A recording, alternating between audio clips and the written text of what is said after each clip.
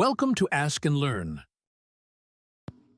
We are given a value for the equilibrium solubility constant of ZnF2. We are told that we are at a temperature of 298 Kelvin. We want to calculate the change in Gibbs free energy at standard conditions for the solubility reaction, and we can use this equation in order to directly solve for that value. So delta G at standard conditions equals negative R, which is 8.314 joules per mole times Kelvin.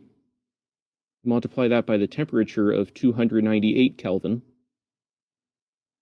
And then we multiply that by the natural log of the given KSP, which was 3.0 times 10 to the negative 2.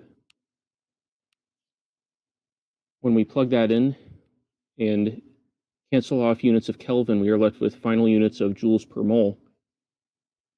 And we get a delta G at standard conditions value of about 8.7 kilojoules per mole.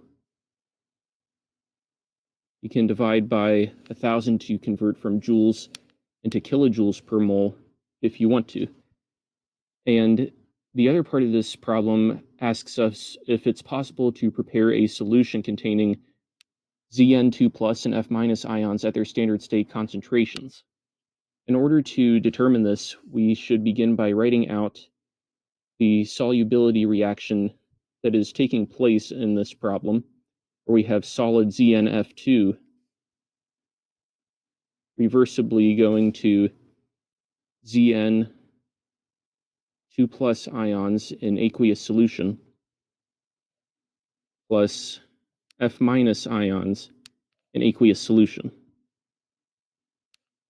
By examining this reaction, we can write out the solubility equilibrium expression to be concentration of Zn2 plus times the concentration of F minus squared.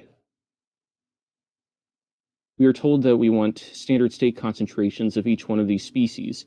And at standard state, that means that the concentration values correspond to 1 molar, or 1 mole per liter.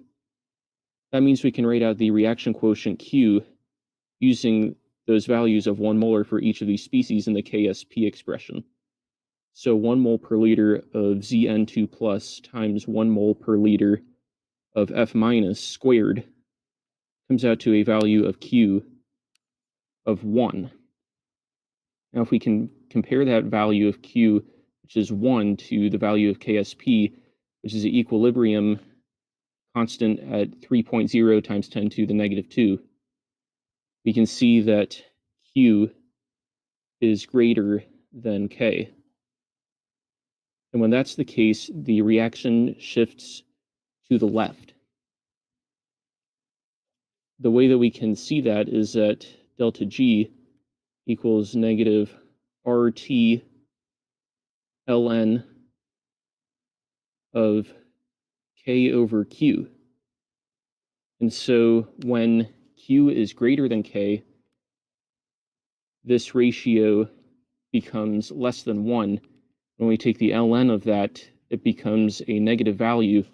With this negative value out in front, this leads to a positive value for delta G, which is what we found when we calculated this out.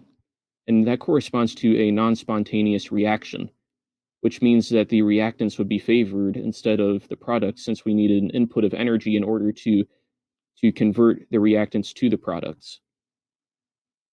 And so, again, by examining this relationship, since Q is greater than K, the reaction will shift to the left.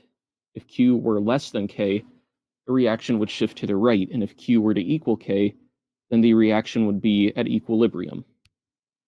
And so we cannot prepare a solution of 1 molar, the standard state concentrations of each one of these species, because if we were to do that, we know that since Q is greater than K, the reaction would shift to the left to achieve equilibrium.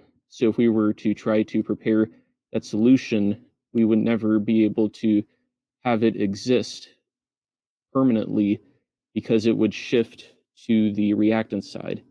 So that's why the answer to that part of the problem is no, that it is not possible to prepare a solution at those conditions.